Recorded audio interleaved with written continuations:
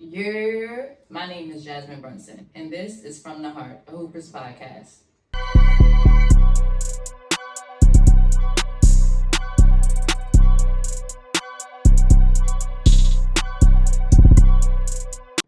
Thank you for tuning into this episode of From the Heart, a Hoopers podcast. In this episode, we're going to be getting into my basketball playing story. The different decisions I decided to make, different choices, the ebbs and flows, ups and downs, and everything in between. From not being knowledgeable at all about the women's basketball world to being fully in it. So if you have not subscribed to the official podcast YouTube page, please go do me that favor. Also, make sure you are following the podcast page on all podcast platforms because I drop every Tuesday. Do not miss an episode. Please tap in with me, follow me, and subscribe to the channel. Now let's get into it. Let me just start off by saying, since the age of 3, it's been me and Spalding. Ever since I went to my dad's basketball game, and I leave it up to my father, obviously God rest his soul, but he used to drown me with the stories of how he was like that back when Boys and Girls, now if you are from New York, you're familiar with Boys and Girls High School, you should be familiar with Boys and Girls High School, but it wasn't always Boys and Girls High School, it used to be Boys High. I only know that because my father educated me on the history of Boys High, because apparently he was like that. I can't argue with the man, but he said he was like that. So he used to play in different park tournaments, and so I went to a tournament of his over the summer. He was playing outside. Dead ball situation, the ball rolls over to me. I don't want to give the ball back. Foreshadowing pretty much for the rest of my life at this point. I wasn't the girl envisioning my perfect wedding, what I wanted my Sweet 16 to look like, what I wanted to be wearing at prom, none of that. If it was up to me, I would have been in the WNBA until I was about 40. I had no idea how I was going to do it. I didn't really have examples, especially direct examples of people that have done it before me coming from where I come from. But I just knew that's what I had wanted to do. My father always had league pass, and not just NBA league pass. So I used to see all of the WNBA games, all of the NBA games, and I mean the WNBA games when they were playing in high school gyms, and it wasn't on ESPN and all of that stuff. But I also was heavy on ESPN. So like we had DirecTV growing up. Channel 216 and Channel 206 have been committed to my memory because 216 was NBA TV, 206 was ESPN. And when I tell you faithfully, I was watching the NBA, the Hardwood Classics when those used to come on NBA TV, the playoff playbacks, all of those, the old time games. I was on it every single day because my father loved watching basketball. If he was taking over TV, basketball was on that TV. Before I fully committed to basketball though, fun fact, I did dance. Like, I got rhythm, I could hit you with a nice little two-step, a little all of that. But I did used to dance. I used to tell people that all the time. But no, I legit used to dance. Catch me on the Ave, or formerly known as Jamaica Avenue, every Saturday, faithfully. I was in hip hop and I was in ballet every single Saturday. Going from hip hop to ballet to basketball. I had to make a decision because the time kept conflicting. The choice that I made should speak for itself because clearly you do not see me at the Breezy Bowl or the stage on the Renaissance Tour. So, you see what I chose. At this point, being that I made that decision and that's something that I want to stick to, something that I'm serious about, and my parents seen that I was serious about it, now I'm playing against the guys. I'm training at Baisley Park. I'm training at Roy Wilkins. I'm training at the YMCA where my father used to work. I'm really taking basketball serious. Every chance I get, I'm either in the park, working out with my brother who plays basketball. So that was somebody that literally pushed me. And I don't know about child, but even as a female, everything that my brother did, I thought was cool. So once he started playing basketball, I'm like, okay, that's something that we both could do. That's something that I could chase him with. That's something I can compete with him with. My father is like, okay, you need to start playing 5-on-5 organized, kind of get in the lay of the land when it comes to actually competing in an actual game. So I started really playing organized against the guys. And when I tell you them guys was turning me every way but loose on that court, it was just, I'm hitting the floor left and right. I'm just trying to find any type of footing, trying to figure it out. But obviously, I continue to get better, and I tried to find some type of calling card. Now, anybody that grew up playing, or any females that grew up playing with guys, it's like, you gotta deal with the ego. You gotta deal with, oh, they don't want any girls on the court. They don't want the girls to be better than them. It's embarrassing almost. And it's just like, you gotta find something to keep you on the court to fight against their talent, their strength, and their ego. So my thing was defense. So my calling card was defense, and then honestly just being fearless. I wasn't scared to hit the ground. I wasn't scared to go in there and paint. I wasn't really scared to do any of that. I kind of liked it, honestly. It was like, okay, now I got some battle scars. Like, but now y'all know y'all not just, this not going to be a cakewalk. I can tell you that much.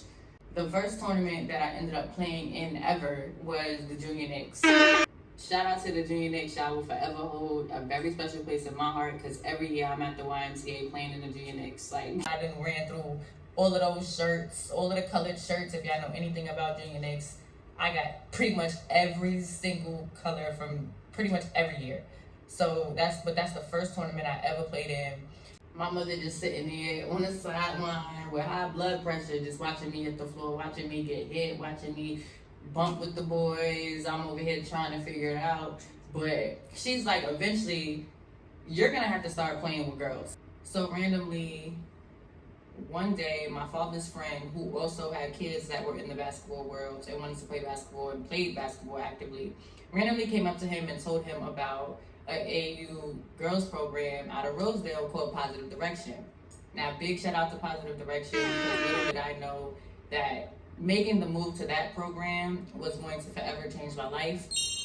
For the first time, I was around girls that really wanted to hoop, like, really knew what it was about, knew how to make a layup, like, didn't mind sweating. I'm just like, and it might sound so crazy, but you have to understand, I was used to being the only girl around that wasn't afraid to sweat. Like, we would be in gym class and it'll be like the girls, and it's more power to you. It has nothing to do with me. That just wasn't my path. But you had those girls that literally would try and find any type of way to sit out of gym because they did not want to sweat. Like, that's what I was used to. But then I got around a bunch of girls that are up just like me early in the morning. We in the gym, we running, we hooping, we really get into it. So it was a whole different culture switch for me. So now I'm going from playing in the Junior Knicks, which is solely a boys tournament, to now I'm playing in Nike Swish when that was a thing, the ISA tournament, Gun Hill, what else? I'm playing in Rose Classic. Big shout out to Rose Classic as well, because I'm in that Hall of Fame. You can go fact check that.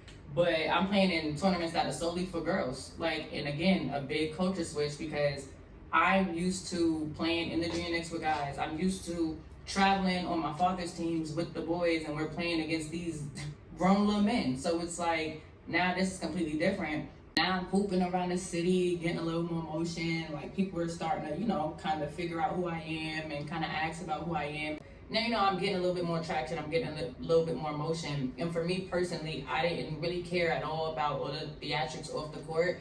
For me, my happy place was being within those four lines. So anytime I got an opportunity to train, be in the gym, anything like that, just play the game of basketball, like, that's all I was focused on. So I wasn't caught up in all of the, the other stuff that can come with being talented, especially in the New York basketball culture, because it can get very saturated very, very fast. At this point, time is going by, and now, we're making plans for high school.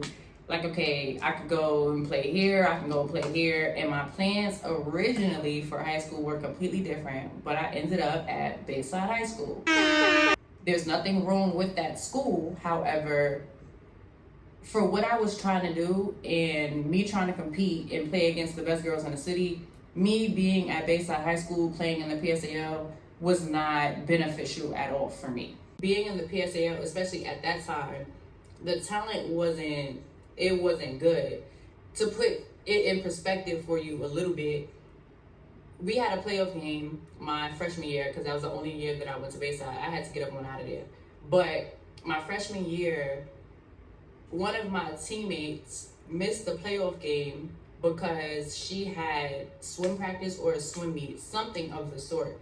Now, again, no disrespect, because I knew at that point what I got myself into. my cards just they wasn't played right. But that kind of thing is just like, there's no way you can miss a playoff game for a swimming. Like, it's just, for me, like, to me, that sounds crazy.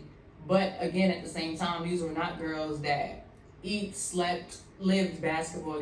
These were not girls that also played AAU. It was probably like one or two that played AAU as well on that team, but everybody else was kind of just doing it. And shout out to those girls, because they played as hard as they could. They tried as hard as they could for me.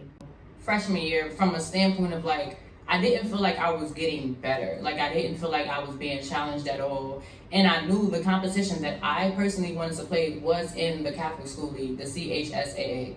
I ended up going to the Mary Louis Academy, where I also knew some of the girls on the team, because they also played in my AAU program, Positive Direction, with me. So when I hear that I get the opportunity to go to the Mary Louis Academy, a Catholic league, I'll be playing in the top league in the country against the top talent in the country, I'm like, oh, it's lit. When I tell you the joke was on me, the joke was on me, because the league literally said, LOL, you think you're gonna transfer from a public school to a Catholic school, hop on Vars and play that first year? It's no way. You're not doing that. There's no way you're doing that. So I go from literally, so I'm at Bayside, and then I get the opportunity to transfer in to go to the Mary Louis Academy.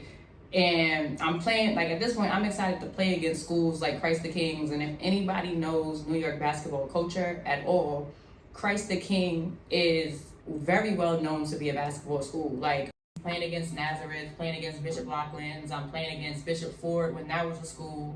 It was a few different schools, but like, that was the top talent. That's who I wanted to play against. But they made me play junior varsity my first year when I transferred in. And at first, I'm just like, I'm not gonna lie to you, I'm tight. Because there's no way. I already knew who I was gonna be playing with. Like, these are girls that played up in my AAU program that I was hyped to play with. And there was also some girls from other schools that was nice in New York. So I'm like, yeah, like, this is who I wanna play with. Are you, like, I get the news I gotta play JV. I'm just like, wow, like, that's really crazy. Like, that's really crazy. I was tight that whole year just off the strength of that. That year, we go undefeated in the league. We win the chip, everything like that. But it wasn't what I expected. So now coming off of a chip, it's a JV chip, but nonetheless, it's a chip. But I go into the summer feeling good, get a taste of travel ball, all of that stuff. We're traveling. I'm getting a little bit more motion. I'm getting a little bit more interest from different schools, because we're going to different tournaments. And mind you, my AAU program was not a Nike program. It was not an EYBL team. You got to do a little bit more work when you are not an EYBL team. And we knew that once we get to these different tournaments, once we go to these different travel tournaments and stuff like that, it's on us to turn heads. It's on us to make the college coaches that are mainly looking at the EYBL teams, even if they stop past you for a second, they drop a pin past your court, give them a reason to look again, because you just did something on that court that they want, or that they want to see more of, or it kind of piques their interest. Fast forward to junior year, right? AAU travel season.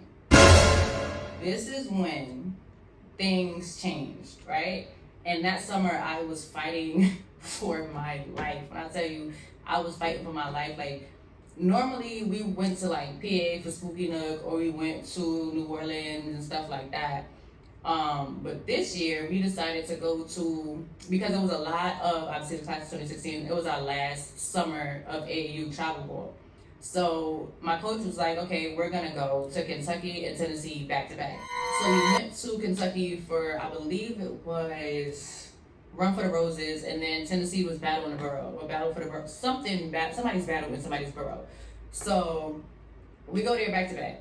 When I tell you those girls packed us up every game, like, every game, them girls packing us up, and I'm just like, it's so many teams, so many talented girls, so many coaches. It's just a lot going on. You're going against girls that come from so many different walks of life, girls that are waking up at 4 or 5 a.m. or have resources, have different trainers, and they have different gyms, and they're on different meal plans and regimens, and their high schools take basketball very serious. I did not go to a high school that took basketball very serious. They took art very serious. I went to an art high school primarily. Basketball was not at the top of the list. So, and everybody's not a trainer. Everybody is not someone that you should be sending your kid to go train. Everybody is not somebody that you should be sending your kid to go listen to and take basketball advice from. We're going against girls that are strong as heck. They just fast as heck. Like, they all got bags. They like that. Like, girls was packing us up. At that time, it was also like, for whatever reason, when we traveled as a New York team, like, these people or these teams and other places, like, they definitely did not like New York teams. I don't know why, but they did not like New York teams at all. So when we went to these tournaments, it was us against everybody. Kentucky and Tennessee, that stretch in particular was so challenging, but it was like such high level basketball. It was really kill or be killed. And everybody knows with AAU, college coaches don't care about the score. Like, it's not about who wins or loses the game at the end of the day. You're getting recruits. You're trying to find prospects who stood out. Like, it's not about the wins and the losses. So I just knew I had to fight for my life. Like, yeah, the score might be a little lopsided, but it's not gonna be no cakewalk. Like, I'm not going outside. We not going outside. If anything, yeah, the score lopsided, but we playing for pride at that point. Like, we all from New York. We all put our jerseys on, our shoes on, like the rest of the guys. So yeah, we might be a little outmatched. You either rise to the occasion or you don't. And luckily, at that point, I rose to the occasion. I went into that summer with about 4 offers, and then I ended that summer with about 13 or 14 different scholarship offers. Full rides. For me personally, yes, it was great, it was exciting, but I also knew at the same time the only way I was getting to college was with a full scholarship. Like, that was my ticket. That was the way that I was going to be able to get my degree for free, go to school for free, not have any debt, not have put my parents in any debt, anything like that. And it's 2 of us, so it's just like, okay, somebody got to make something happen. Now I'm like, okay, I'm getting all these offers, I'm getting this interest, I'm doing what I'm supposed to be doing, both in the classroom and on the court, but now I got to really lock in. And I'm really taking things a lot more serious because at this point, I'm almost at the end of the tunnel as far as like the recruiting journey. I eventually end up signing to the University of Minnesota. You might be thinking, like, how did a girl from Southside Jamaica, Queens end up all the way in Minnesota? Minnesota was recruiting me for, I want to say since like sophomore year, I believe. And they used to send me mail all the time. I knew that they was in the Big Ten. I went on a visit, loved the visit. I really see myself playing there, so I'm like, I'm cool with going and traveling. Like, I've been in New York my whole life. Let me just go, branch out, do something different. And then at the same time, I feel like I deserve to play in a conference like the Big Ten. The Big Ten is very different now, present day, but I'm talking about the Big Ten with Ohio State, with Maryland, Michigan, Illinois, Northwestern, Penn State, Nebraska, like that. I'm talking about that Big Ten. That Big Ten was Michigan and Michigan State, the Marylands when they constantly in it, the Ohio States when they constantly went in. Yeah, that's the Big Ten I had wanted to play in. Now I will say that my first 2 years and my last 2 years in college, it was a night and day difference. But I'm gonna get into that in a later episode, so make sure you stay tuned for that. So now I'm in the Big Ten. I'm playing against some of the top programs and talent in the country. I'm talking about like first round draft picks, some like girls that are once again really like that. Playing against them more consistently my junior and senior year, but I'm playing against them. I'm learning so much from whether it be the coaches, some really good players that were older than me, and the girls that were around me. I'm learning so much just with this experience because it's something that, again, I never imagined. I'm in a whole different state. All of this stuff is foreign to me, and I'm learning so much. I'm around so many different people, and it's just a great experience. We went to the NCAA tournament during my time there, made school history. We were in the top 25 a few different times. Like, it was really, regardless of anything else, it was really like my college experience was one that I'll forever remember. So my senior year, it is realistic for me to go overseas at that point in time. Like, I'm like, okay, the WNBA may not be something that is in the cards for me at that point in time, but overseas is definitely something realistic. And for me, I want to be a pro, period. Like, whether it be in the league, whether it be overseas. A lot of WNBA players going overseas to make ends meet. So for me, I'm like, even if I got to go through overseas first and then I end up in the league, I'm cool with that. So that's now something that I'm planning for. As we all know, in 2020, COVID happened.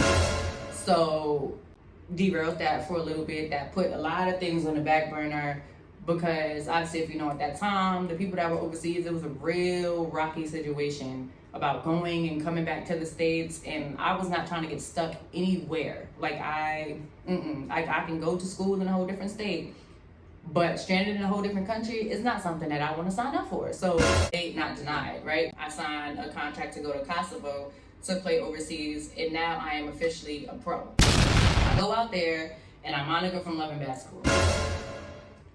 That is also a story for a whole different day. But very blessed, very thankful, very appreciative to have gotten that experience. Again, something that I will be touching on in a later episode, but I realized being overseas is something that you genuinely have to love.